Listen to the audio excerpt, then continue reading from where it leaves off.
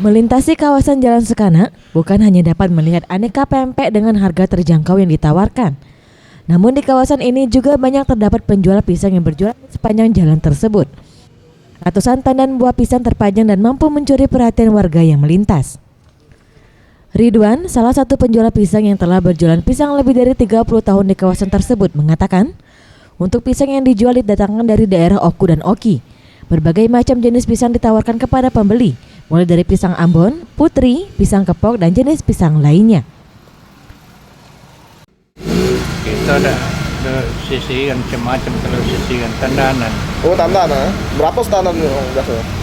Iya, macam ada yang 50, ada yang 40. Untuk pisang Ada lah kalau 5 juta.